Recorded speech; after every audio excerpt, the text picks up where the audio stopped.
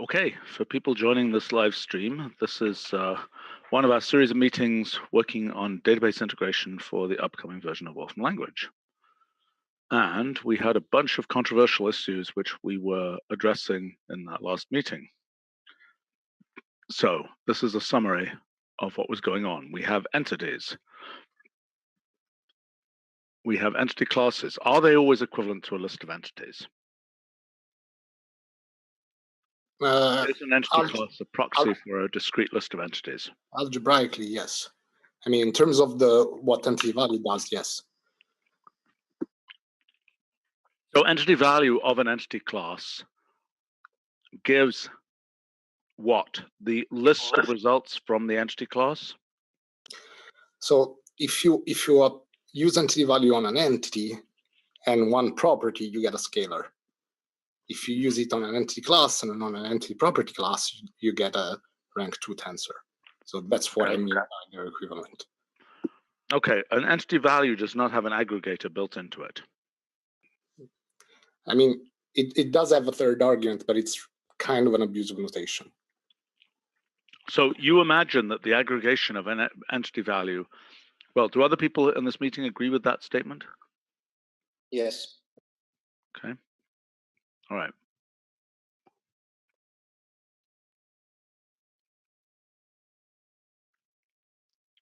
Okay. Entity list. Wait a minute, what does this claim? So entity list here.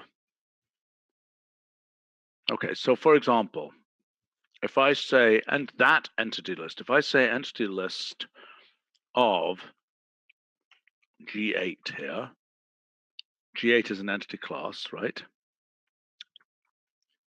Okay, now I say entity list, your entity list of that same thing. And it will not return the same thing because of what I explained below. What the heck is that? So then basically the problem is that you need to somewhat simplify what goes in the first argument of the entity. Scroll down. There's a. Okay. By the way, that formatting is obviously very troubled. For some reason, it's escaped the entity class formatting there. I don't know why. See what I'm saying? Yeah, but I don't know. Okay. Okay, there is actually another type of object. Another type of object is entity types. Yeah, but entity types work like entity classes. They're the same thing. But they're not. I mean, they have, if you ask for entity type, I mean, no, something like country is not as such an entity class, is it? It is. It's like country is actually a short form of entity class, country all. So it's the entity, it's a trivial entity class where you don't filter anything.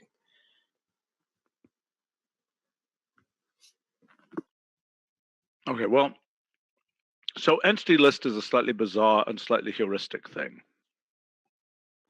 Yes. So these are the things that we can simplify, but it's strictly recursive. So you can't simplify, like you can only peel the outer layers. You cannot peel the inner ones. And most of these don't commute with one another. Okay, but so what? So entity list we're agreeing is a somewhat heuristic thing and is not part of the mainstream of what's going on. Yeah. Okay. What is this about? So the question is now, list or something else? Yeah, it's about the operational entity list. So the solution is, like the currently implemented version is that we strip what we can and we fail otherwise. No, that's fine. I mean, I'm saying entity list is a heuristic thing that does what it can. Fair? Yeah. And that tries to resolve in the way that it resolves today as a useful utility for resolving classes of entities where it is possible to resolve it down to raw entities. Yeah, but this thing, I mean, I guess the question is what does it mean for, I mean, do non-raw entities exist? or not? Do we What want do you mean? concept? I mean, or should they be considered entity classes? Is that the No, question? they can't be considered entity classes because algebraically they behave like entities. Okay, so I thought we agreed last time that we could have non-raw entities, but if entity list, if it cannot resolve to raw entities, it resolves to the next best thing. Okay, and then the question is, do we also want something which is like entity list, maybe called full entity list, that doesn't try to resolve, and it's not heuristic? Why? What would it do that was useful? It's very useful actually to remember the query you came from, because but why do you need a resolver at all? Why aren't you using entity value to be the resolver? Because sometimes you just want to look at what entities come out and maybe take one or two after looking at them. So you're doing. I don't understand the case. Give me an example of a case. You aggregate over continents. Then you look at the result and you realize that all you're interested in is the aggregated Europe. Okay. So you want to. That's something you might want to use. That's non-base. So, and the other case is when you have filtered something and you want to make sure that the filter is still valid when you extract the values out of that single entity.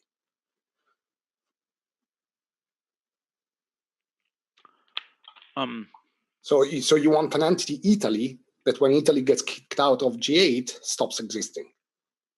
Okay, I didn't understand. Okay, so hold on. Let's review what we are trying to. Okay, so with respect to the other functions that we're dealing with, where is the list of all of them? Because I don't think we've resolved the design of everything, have we? Look at the notes from last time. Okay.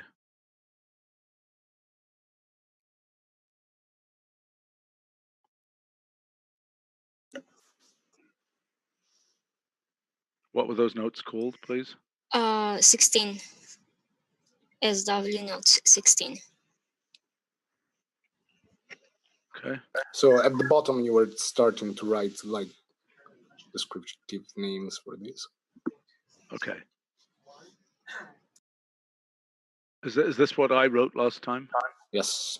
Yeah, okay. All right. And is this every function that we're trying to deal with or not? Yes. Okay. All right. Okay, so now what are you saying here? So you're saying I mean, we don't need the new functions for that, but take like, for example, G8. Suppose you want to take the entity list of G8, and there is one mode where you're trying to resolve that down to base entities and you get out things. Yes. But imagine you are doing something like you're doing some kind of two-step operation where you're getting all the people who haven't paid you back yet. And then one of them pays you, and you have this. So what? I don't understand. What is you've already got this thing, which is your result of your queries. It's an entity class of some kind. What are you trying to resolve in that entity class that isn't the heuristic resolution of entity list? Do you understand my question? Why aren't you just leaving it as the entity class? Because I think that people are used to this workflow of, I mean, single objects are useful in many cases. Also, in some sense, if you don't have single entities, then the whole entity framework in some sense goes out of the windows too.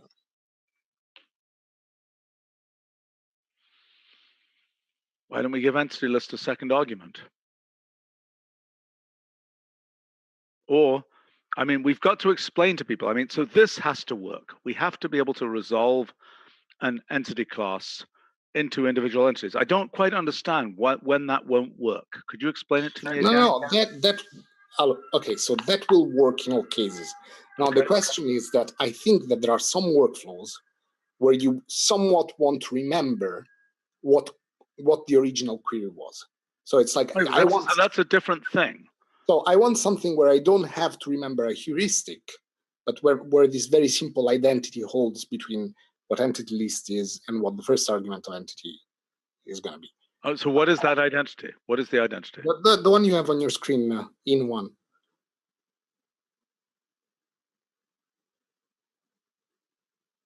Okay, so when does that, I'm sorry, when does that hold? That only holds for base entities. No, that the problem is that right now that this thing will hold only for things that we aren't able to simplify. What I'm saying is no, I don't understand that. Canonical name is not something that you can get for something. No. Look at the first argument of entity, not the second. That's not what I'm looking at. I'm looking at this piece of code, and this piece of code will fail when the thing is not a base entity because it doesn't have a canonical name. We can define canonical name for any type of query. What will it be? It can be a list. It can be. I don't understand. I don't understand. Why isn't this? What is the thing you're trying to do here? You're trying to get something where these entities contain. Instead of the base type as their first argument, they contain something which has the history of where that thing came from. Is that what you're saying? Yeah. So in this particular case, what you want is this. Yeah. Rather than a thing where it is resolved down to knowing that thing. So how would you resolve this down to the raw Canada? What would be the function that resolves it down to that? That's another question. I don't know. No. Well, what I need to know the answer. No. We don't have it now, and it's not possible in full generality. It's only possible for some heads. Okay, so let's review then what it is that. Okay, so let's review. We've got several things. Okay, so this is now. I guess I have to start number 17 now. So we have the notion of entity list, okay, and we have then an entity. Okay, so entity with composite type. Okay. By the way, it's sort of unfortunate that the type system has is yet another version of some of this stuff. We have things like typed and so on. Am I making sense? Mm-hmm. And I assume that there's no sense in trying to merge that concept here. I mean, in a sense, this is much lazier. Well, it's not much lazier than, I mean, so because that has a thing called type specifier. Okay, which is a way of, I mean, I don't know whether that's related. Okay, that's a piece of unification I think we're not thinking about right now. I think I can talk about it with Tom at WTC and figure out whether there is a point of contact. Okay. There is for sure some kind of contact when you are inspecting the types that are coming out from the database columns. And absolutely, like absolutely. And those you should use this type specification. I hope you are doing that right now. Are you? No, not yet. Well, you need to merge the names of the types, right? For sure. Oh, absolutely. No, yeah, that's. I mean, we can do that. Are they the names of the types from binary read or something else? Some of them could, but the problem is that really it is also very useful at inspection time to know what is the name of the type in the dialect. So they have some funky stuff like varchar 20. Okay. Actually, Stephen, I personally wouldn't use the same name for the types we are using for databases because they're very different, and that would be only confusing, I think. Well, why are they so different? I mean, eventually a compiled function might run on the database. Yeah. No, because the types are some of them are very specific to a given backend, and even those which are not, they are specific to the SQL world much more than, say, the types you are used to for programming languages. I mean, in a sense, Stephen, there's a problem that there's so for example, they have things like binary encoded dates, with or without time zone. There is not really a strict correspondency with the types in the language. So, I mean, maybe there is a way to specify them with a similar syntax. But then, Carlo, I mean, that is one part of the type system, right? Then, yeah, there is the type system that, you know, what kind of type is returned from the database. That is a data object versus an integer or a real or things like that. So we need, in any case, to investigate if that is related in terms of high-level and types that, you know, you are defining and you're getting out from your entity store. Ultimately, you get a string, you don't get varchar, right? Okay, so I wouldn't be so sure, actually, Ricardo. Okay, hold on. Okay, that's a separate discussion. Okay, so what you've got here is this notion of resolve entity, potentially. Okay. Yeah, we have that. which takes an entity that contains an entity class and attempts to resolve the entity to a base entity. Mm-hmm.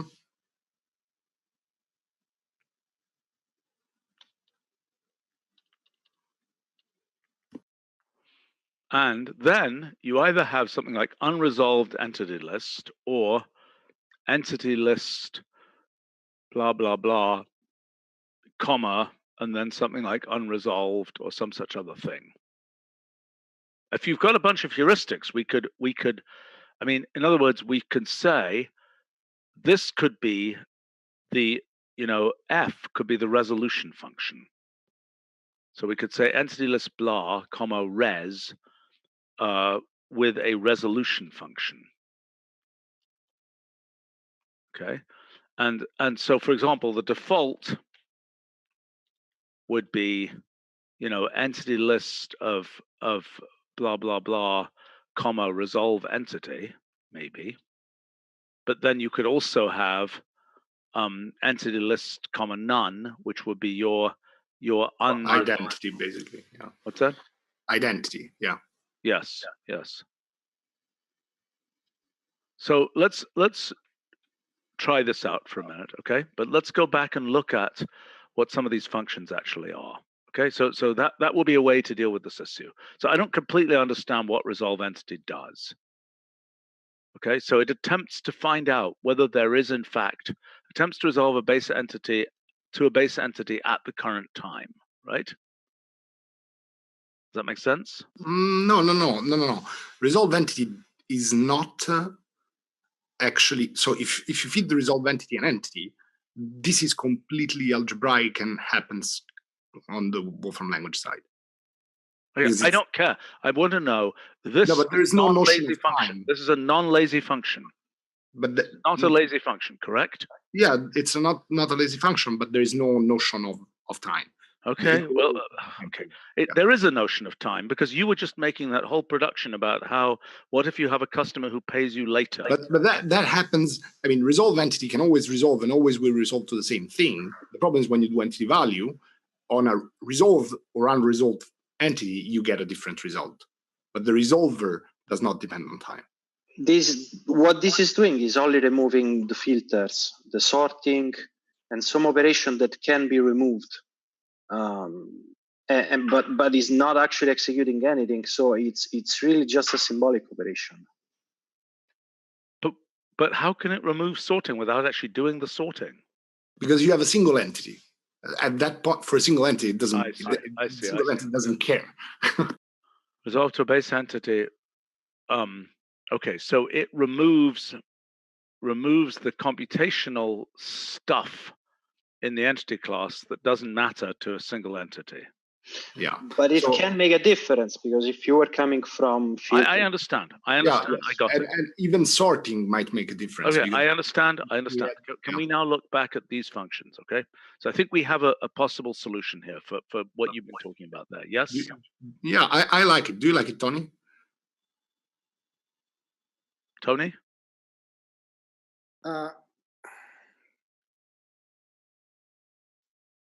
Not sure yet.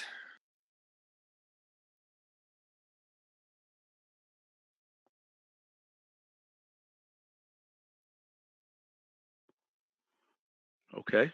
Well, if you've got a different suggestion, please make it. Otherwise, we're going to move on. Okay. So this is probably not. We don't really need unresolved entity list at this point, right? Unless it turns out that's such a common thing that we'll end up wanting it. Make sense? Yes, am I making sense? Yeah. I mean, I was favoring full entity list, but I don't really like that. I think it suggests that there are more entities in it. Yeah, maybe. Okay, all right, let's go back over to this side. Okay, extended entity class. So let's remind ourselves of the syntax for that. So that is extended entity class. And then it takes a class here and then does what? And then it says... And then it takes a rule or a list of rules, yeah. New arrow func, is that correct? where func is an entity function, yes.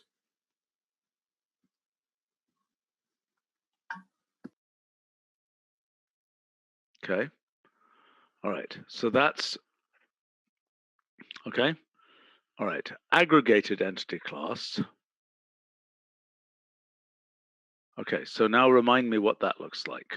If you want to look at the implementation, is on the other notebook. But basically, aggregated entity class takes a class as the first argument. Mm-hmm. Then it has a syntax that looks like the extension. So it's going to be like new goes to entity function. Oh gosh, this horrible mess. Yeah, we need to unravel this. Okay, we really need to unravel this. So the question is, what is the fastest path to get the total of something in an entity class? Okay, so that is one way to do that without naming a new entity. You understand what I'm saying? Without naming a new property, right? So perhaps what we need here. But I added the shorthand there. If you look at the notebook, like where I just see C goes to total, aggregate C goes to total. The second. What does that mean? It means do the total of C and call it C.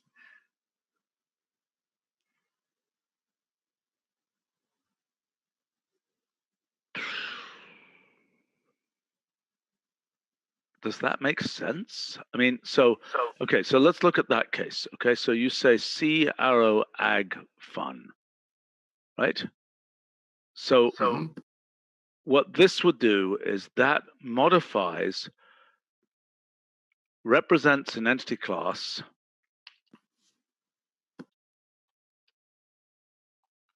where the C property of the entity class, I don't understand this at all, is obtained from the individual entity elements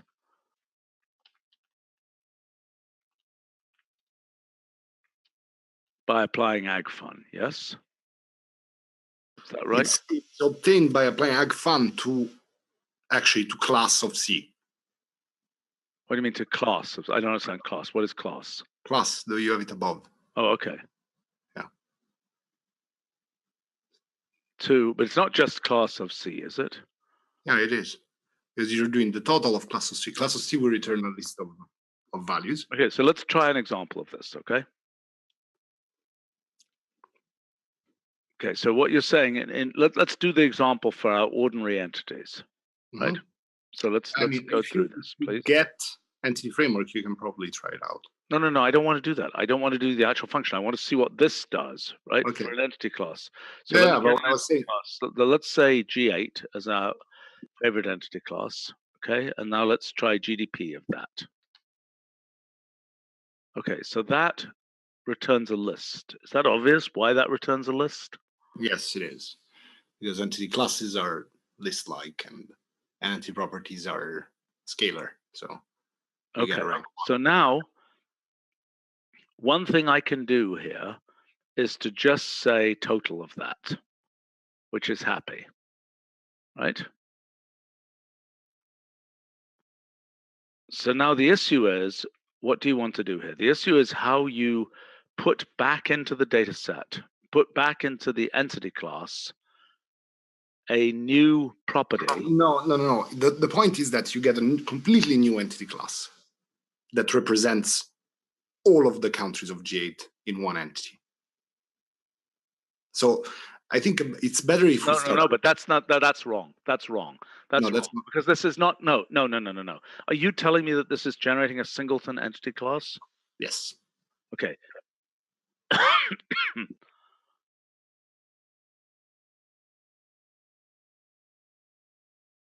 I think it's not really treated as an entity. It's not treated as an entity. Okay, so here's what we want to say here, right?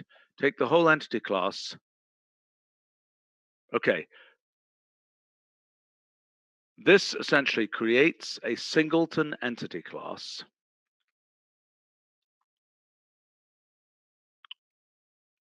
in which there are aggregated properties derived from an entity class, right? But Stian, I just think that by looking at the 2-argument version, we're looking at the degenerate case.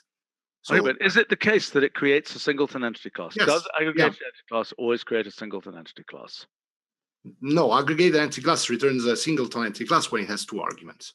Whereas 3 arguments, it groups on the 3rd argument. And so if the grouping function returns 4 distinct things, you get not a singleton, but you get an entity class with 4 entities in it. Okay, all right, okay. So it creates an entity class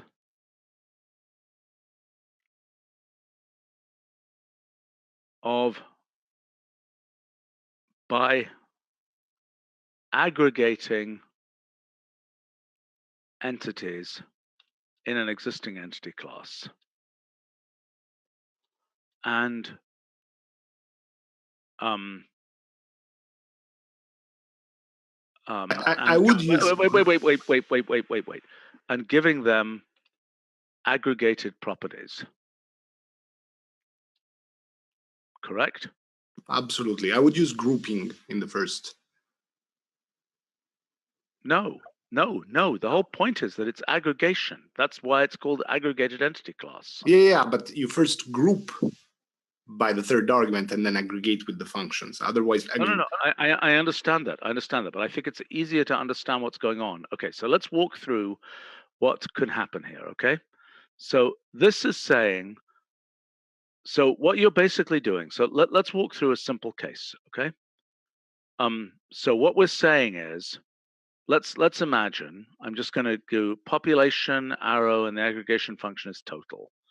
Let's say GDP. And the aggregation function is actually more complicated because it's an entity. Well, actually, no, GDP, let's say GDP per capita. Okay, makes sense?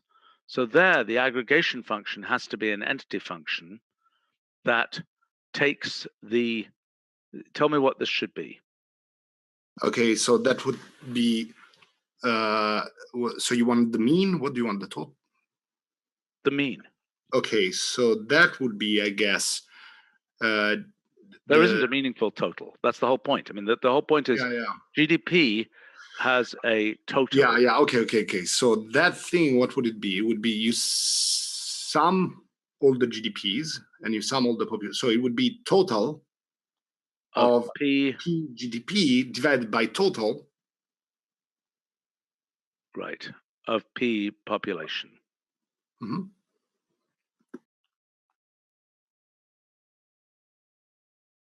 So in fact, even though that was, so there is no way to derive it, GDP per capita, the aggregate of GDP per capita from the aggregate of the individual GDP per capitas. It has to be re-derived like this, right? Yes. Which is fine. Okay, so let me try to understand what this is. So this will now be an aggregated entity class in which the grandfathered properties, right, are in which only those 3 properties are available. Is that correct? Yes. Okay, so now are there any properties that you wish to be grandfathered in general? I think it's, I mean, if you want that, you have to set in your entity store some kind of default aggregator. Okay, Tony, can you comment on default aggregators? We could introduce them, but it might depend on the context what you prefer as default aggregator. Okay, fine. For instance, there might be extensive properties, but in some context you might do a different aggregation. Okay, all right. So I understand what this is doing. This seems like a perfectly reasonable function here, okay? And I think even its name is reasonable. Agreed. Okay, now I want to consider the case of the 3-argument case. Okay. So this is one, this will always produce a singleton, right? Yeah. Okay, so now let's look at the case where we want to divide that by consonant as well. Okay, so we want to produce, so this is a case which I'm now not completely understanding. So we're wanting, instead of aggregating completely, we want to divide by continent. So how do we do that? Just We say, bring continent there. okay, so that third arg is like an arg to group by, is that right? Yeah, it's like the second arg of group by. Okay, so let's take an example of that. Okay, so let's say group by, and then let's say our friendly entity list of G8. Makes sense? And then what I want to say is group by continent there. Is that what I would say? I don't know if, no, you can't do it that way. You need Entity property. yeah.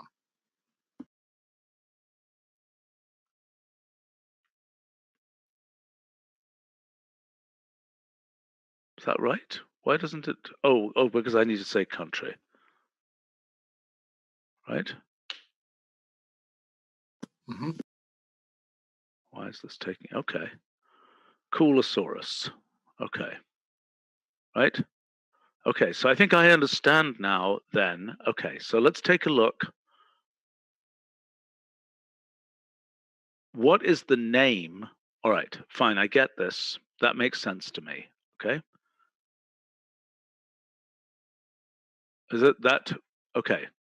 Now, the question is, if I did an entity list on the aggregate, what would those individual, so what do the individual entry, what do the individual grouped entries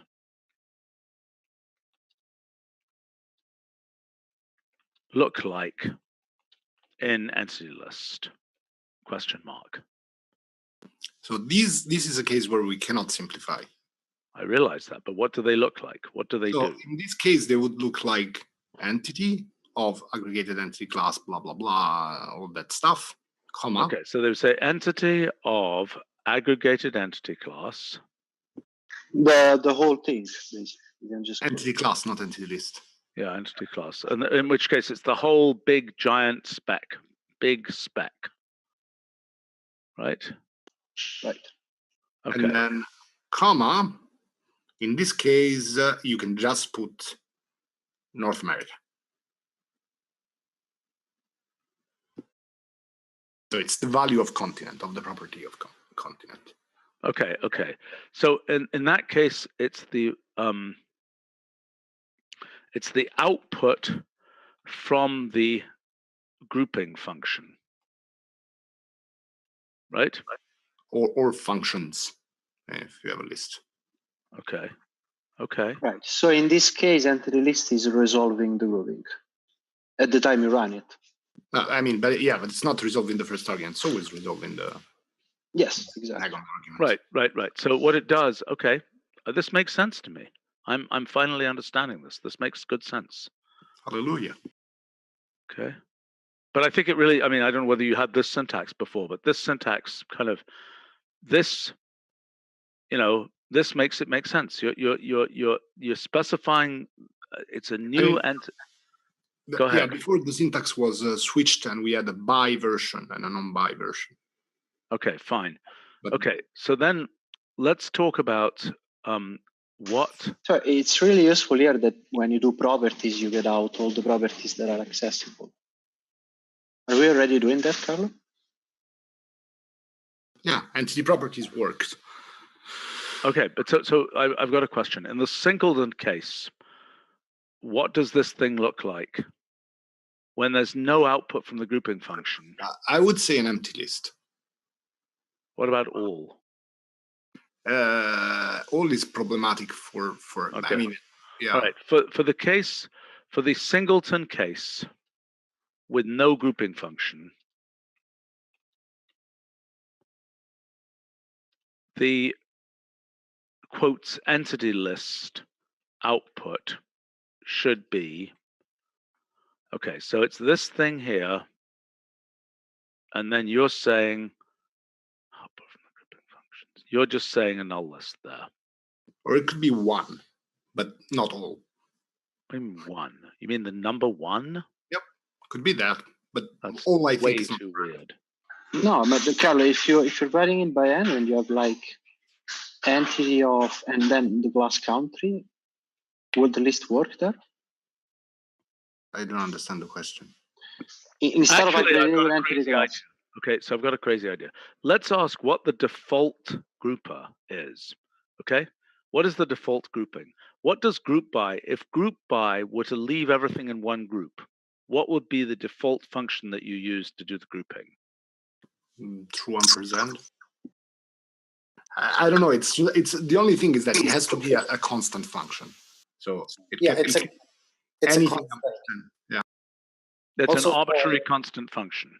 Yes. Also for aggregated entity class, the default corresponds to using an empty list in the third argument, which corresponds to using an empty list of properties. Sorry, wait a minute, Tony. Is that an attack on this or a support of this? No, support. Support of the empty list. Okay, fine. By the way, if you do, you can actually do group by with an empty list as the second argument. Obviously, and it will just work. Right? I mean, because if I did that, so to demonstrate this, that would give a singleton, right? I mean, somewhat bizarrely, it will give a singleton there. Yeah, somewhat bizarrely. Because yeah, the problem with group by, the reason why we can't. Why doesn't group by? Why does this not return an association? Because group by is hierarchical. So if you in group by you put like 3 functions in the list, then you get nested associations. Okay, fine. So this is the natural thing. Is But that it's not what we? But we intend to, in this case, in aggregated entity class, we can simply have a list of functions, and then what does it do? Does it? It uses them as so. If you put a list of functions, it cannot. Yeah, it just generates. It just makes names for the output that contain values of each function in a list. Yes. So if you've got 3 functions, it's like it's taking the outer product of those things. Yes. Yes, exactly. Okay, I understand.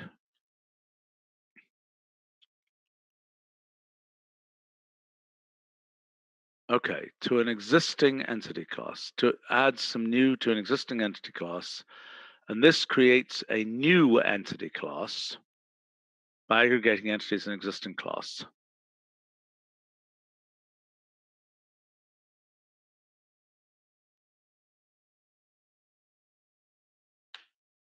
Okay.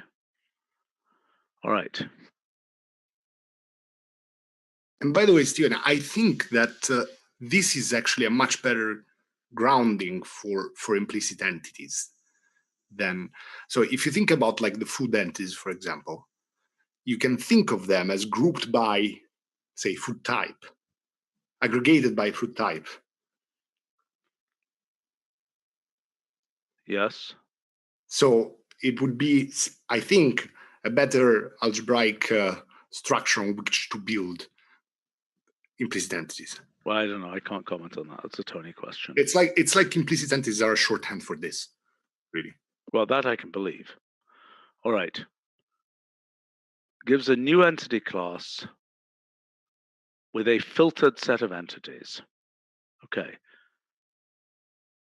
So that is something where you say, so let me see if I understand this. So this would be filtered entity class, and then it's a class, and then it's basically a criterion. Is that correct?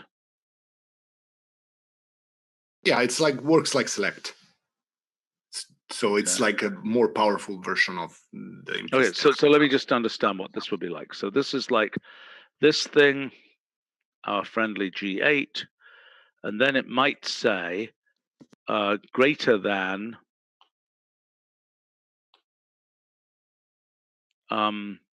hash population. You can't use greater than there. You have to use greater.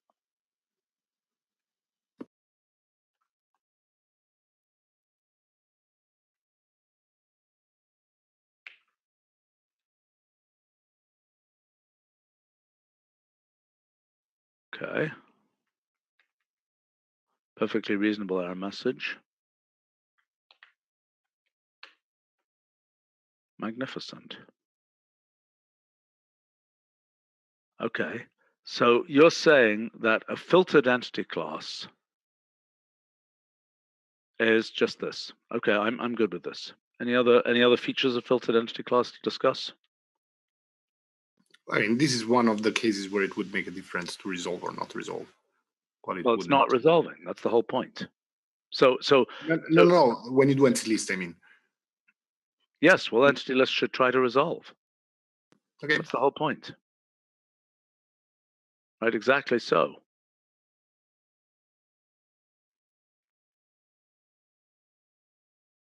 I mean, entity list should try and resolve as far as it can. Default entity list should try to resolve.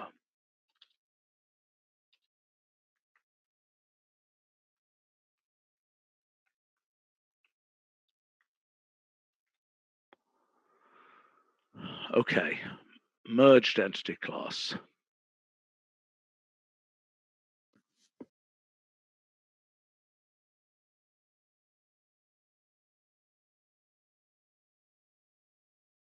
Okay, I don't understand this. What is this one? So this one, very simple case, you take the countries and you want each country to have all the properties of the capital as well.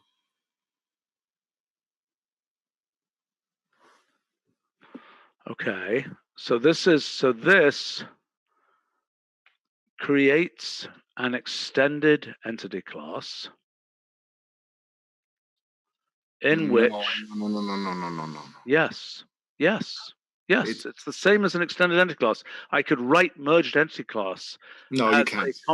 Why not? No, because for example, like the example with cities is simple because there is only one capital per country.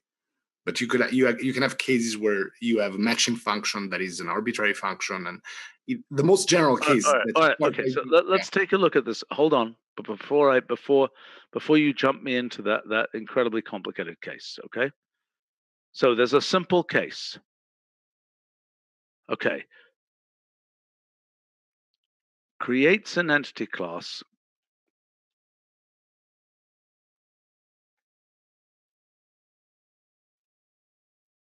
Well, an extended entity class.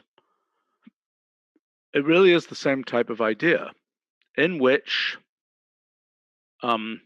properties computed from another entity class have been included. Right? There are a few big differences, Stephen. Okay. The biggest one is that the biggest one is that in the new entity, the old canonical name for the first one which you extend is no longer enough to uniquely identify the new entity that you get. And the reason is that you can have basically the same original entity plus more than one extended one that is joined. All right, okay. So let's think about this again. So you've got, we'll consider the case where doesn't South Africa have multiple capitals? I think it does. Let's assume it does for the sake of our discussion, right? Netherlands. Really? I think that they have like a royal seat and. Okay. Also, Myanmar had a winter and a summer capital. Okay, all right, good. Always good to know these obscure cases. Okay. And doesn't Western Sahara not have its capital at all? I've forgotten. Anyway. Okay. So what this is doing is it is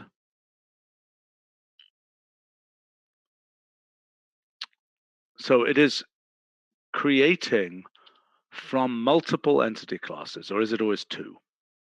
It's always two. Maybe one day we'll generalize. From two entity classes, a new entity class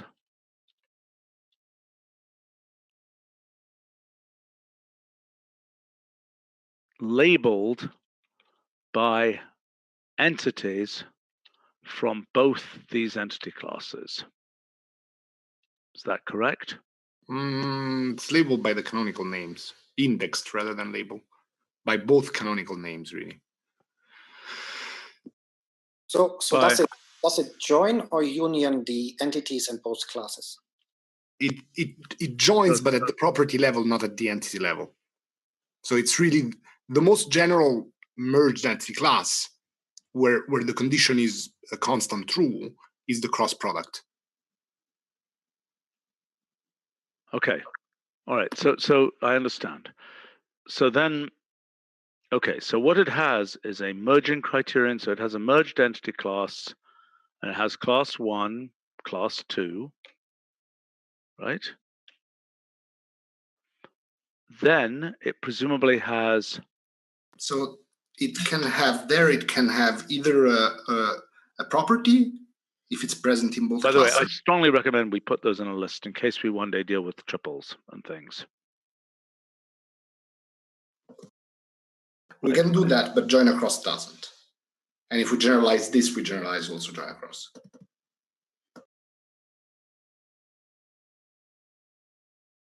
It is also not clear to me whether you can generalize this unambiguously without going back to kind of making binary operation and then building the general one out of the binary one, which is what will happen if you just do more than 2 classes.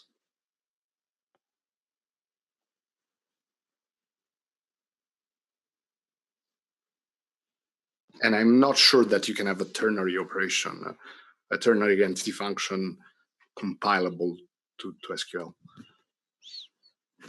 Well, that's kind of what I said in a different way. I'm sorry. Could you repeat? I I got distracted by something here. What I was saying is that when you, if we ever want to generalize the join or merge operation to more than 2 classes, I'm not sure you can do that consistently, other than just saying that you first do 2 and then you add more and more and more. So All right. Okay. All right. So let's imagine it's just this then. Yeah. Okay. Okay. So now what's the next argument? Maybe I should remember how join across works. Yeah, Join the across next. is truly complicated. So hopefully it isn't as complicated as that. Well, it could be a little more complicated if you want. I mean, if we want to support everything that SQL does, it can be more complicated than this. Okay, So, but keep going. Just tell me what the next thing. the third argument is either a property or a rule or a list of rules or a list of properties or an entity function. So the most general case is obviously the entity function. Okay, well, let's take the entity function first. Okay. Okay. So there's a func there, and that function is a binary function. What do you mean by both binary? classes as argument. It has 2 arguments. Okay. Okay. So func takes an element from class 1, class 1 entity, and a class 2 entity, right? Yep. And it returns what? Boolean.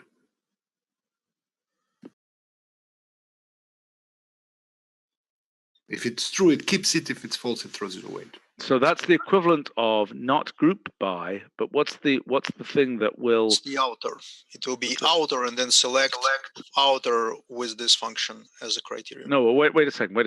Don't we have a function that can that determines that does pairwise comparisons, like sort by default does pairwise comparisons and sort by doesn't? So we don't have, this would be the function group.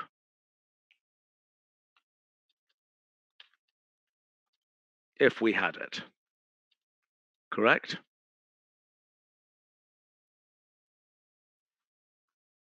Horrible name, but yes. Does that make sense? I don't understand. Yeah, because group by, like sort by, computes the by function first, right? And then does comparisons of that. Sort, on the other hand, takes a comparator, right? And that comparator, in the case of sort, is minus Yeah, 1. but I don't understand the correspondence with group by. Okay, because what you're doing is you're saying this is what you should merge, right? If this it's slightly different, Stephen. You first make a cross product of these 2 things, and then you just say, keep in that cross product only those for which this function gives true. I know. I realize that. I understand that. I understand. For the grouping, you can't make it. I think you can't make it work because your comparison has to be transitive for that, and there is a priori you don't know that. Maybe. Okay. All right. So then you're saying this defines what to keep in the outer product of entities from class 1, class 2. Okay, so let's look at the simplest case. Okay, simplest case is complete outer product. Yeah. Okay, in that case, what we're talking about is merged entity class 1, class 2, and what is the function here? That's simply true ampersand, right?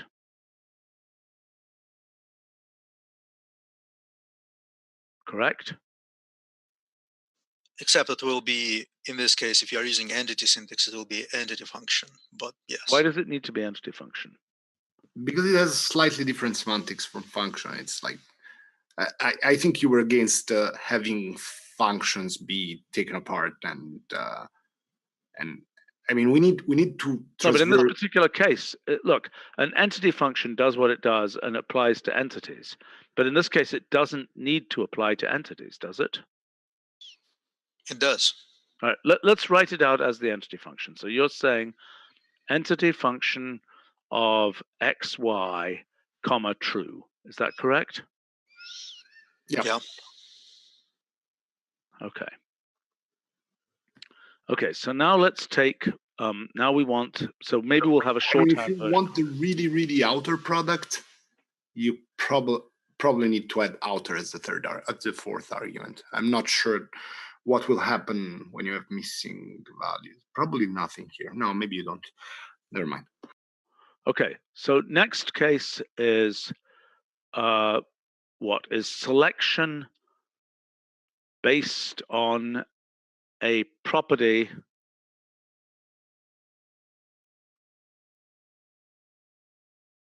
but now wait a minute, this merged thing, when you do this, it will have, so in this case,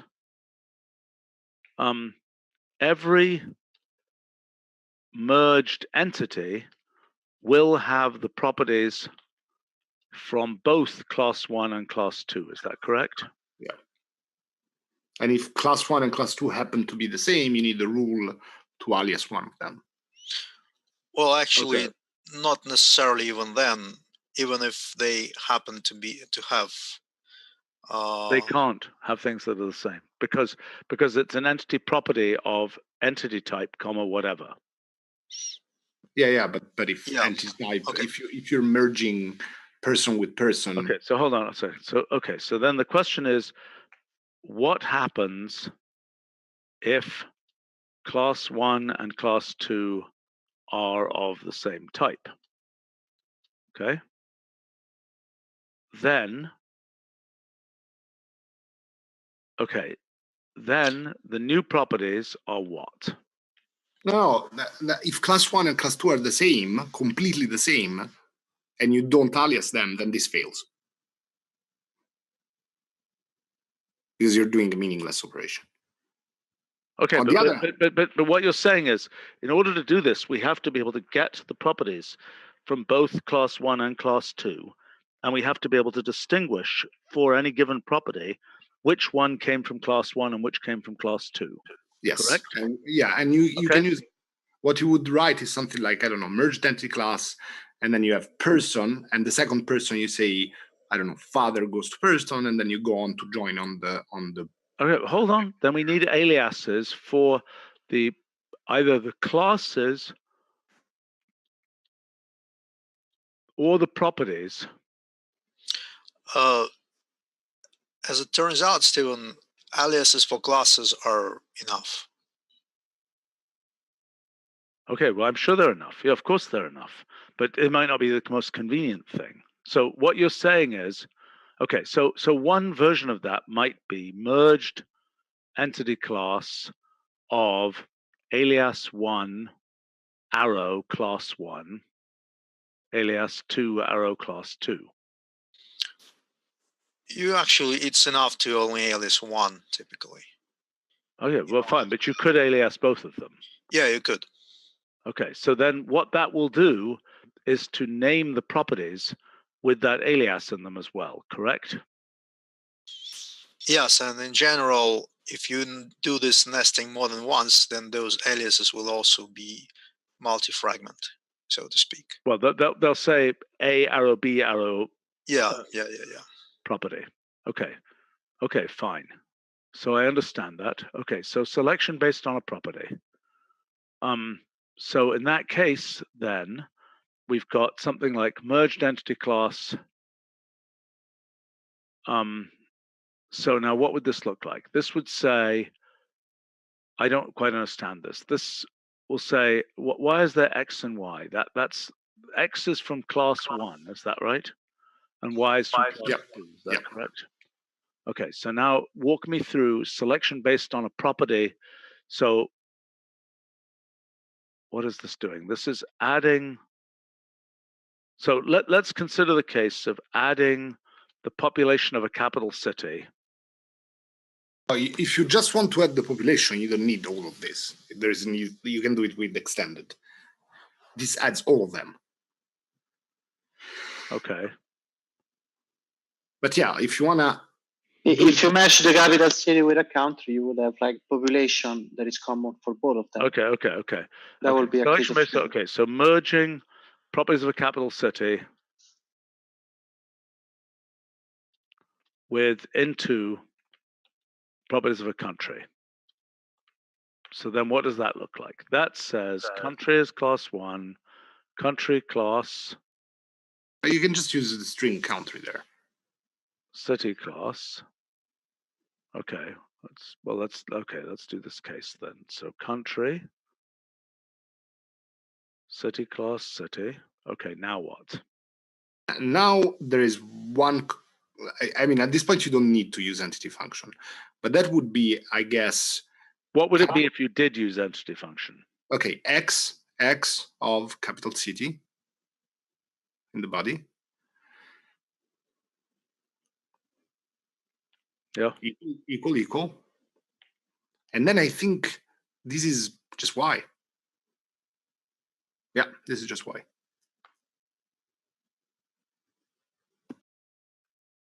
Explain. So X, I see, the capital city. Yeah, okay, fine. So that's the criterion. So then what does this look like? What do the new...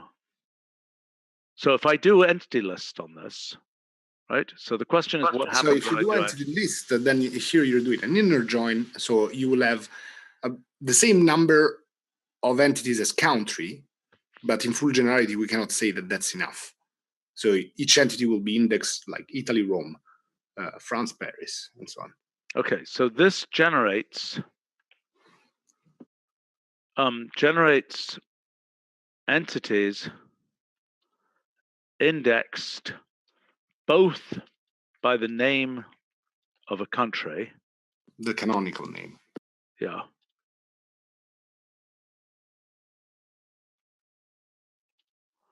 And the canonical name of a city. Right? And there might just be one of those, but if capital city, I mean, this isn't right, because if capital city is a list, this is the wrong thing. Right? What it really should say, the correct version would be capital city. No, wait a second. Contains, right? No. Stephen, no. With capital cities is I see what you're saying. Okay. Right? It's like member queue. We support that actually. Unfortunately, in SQL, it can never be a list. It can be an entity class, but we support member queue and an entity class in entity function. Okay.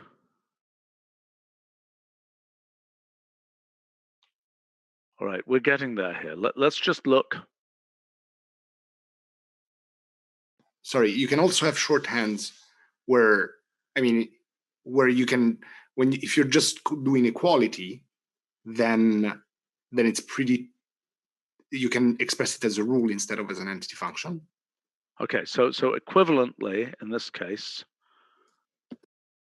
that would be what here? In that case, it can probably be capital City goes to automatic, or capital City goes to empty. I don't understand. Capital City goes to what? Entity is a special property, which is basically identity. But I think we can also support automatic, because it means the whole thing. But yeah. And there is another case which is even simpler, that if you have only one relation between the two classes, you don't need a third argument. And that is called a natural join in SQL. What do you mean by one relation? So remember in the entity store, I was showing you in the output form, there were those things with the little arrows. Those are relations are properties that return entities. Right. We are out of time here. We can continue this, but let's just look very, very, very quickly at this extracted entity class. So this one, we said that maybe we could merge it into sorted, because it kind of doesn't make sense if you don't sort first. Oh, this is the thing. Okay, so this is the one that says, okay, so look, I think what we should call this is sampled entity class or something. Really what this is, it's more like a, okay, so one question that we have here is, how do we deal with random entity? Right? Because random entity is that's another resolver. And I think random entity, like entity value, random entity should be like entity value and resolve. It is currently. Okay, so fine. So it's another thing which is a resolver. Like entity list. Yeah, the main problem is that it might be very complicated to implement efficient random entity on all backends. Then that's life. I mean, then it doesn't work in some cases, but in other cases it works. Okay, so so here we might just call this I'm thinking about sampled entity class.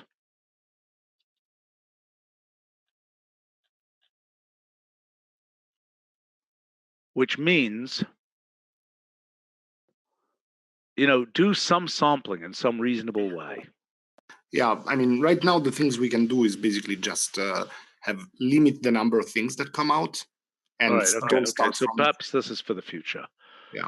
And you can't say give me the nth element. Okay, all right. So then this would be sorted entity class. But is it in fact a sorted by? It is in fact a sorted by. Okay, so then there's a you class. Cannot have a binary and then there's, for example, population. And then we can say, 5 here, or we can also say -5, right? Yes, has to work. Yeah. Yeah, okay. But we cannot. Because that -5 means, but then which order do the -5s come out in? I mean, because sorts from smallest population to largest. Do you get what I'm saying? I mean, we have ascending and descending. We don't have that. We have reverse sort. We have in sorted entity class. We went to an ILD meeting, asked them to edit to sort by, said use a string for now. I hate it. Sorts from smallest to largest. Yeah, the problem is that if you have multiple sorting functions, each of them can be, can be ascending or descending independently. So you can't just do reverse sort. I understand. But what do we do in the case of well, what does multiple sorted do? Okay, this is another discussion. Sort by should be able to deal with this as well, right? Absolutely, and we tried to propose it almost 1 year ago now.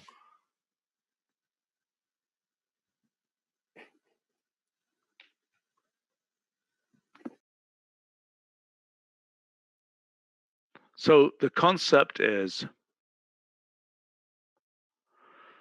okay, that's a separate discussion with a separate set of people. Okay, that would be some kind of sort by list, F1, F2, or something very bizarre which says, ascending or something. Well, basically, we could have F1 goes to P1, F2 goes to P2, and so on. And these ascending and descending strings are just shortcuts or named. Well, that would be this, wouldn't it? Yes. Or more like. But if you put something like this, then people would think they could put anything there, which isn't true. Why not? Options. Why shouldn't they?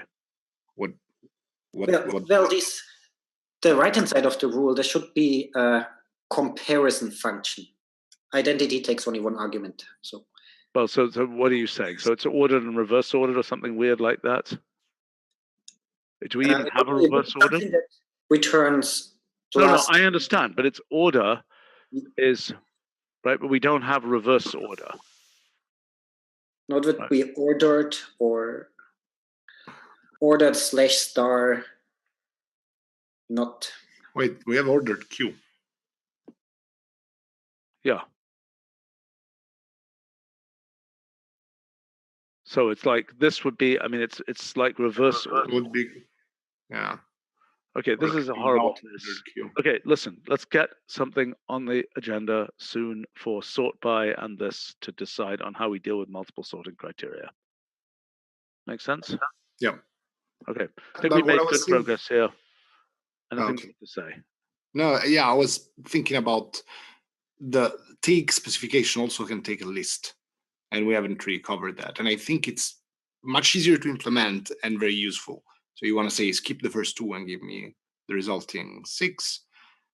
And the other question is whether we should have an implicit up to here or not. And what happens if there are no 5? Yeah, I understand. I don't think we should have an implicit up to. I think it should be an error. Well, the problem is that if when this thing appears itself into an entity function, then it's almost impossible. Like some will fail, some won't. It's really also be data dependent. Okay, so I have to wrap up here. So, we'll need to continue this. Okay, I think we made good progress. Thanks. Okay, see you all soon. And who is the yeah? You'll get this notebook, right? I don't have to send this to you, right? Yes. Thanks. Okay, terrific. Okay, thanks a lot. Okay, see you all soon. Bye.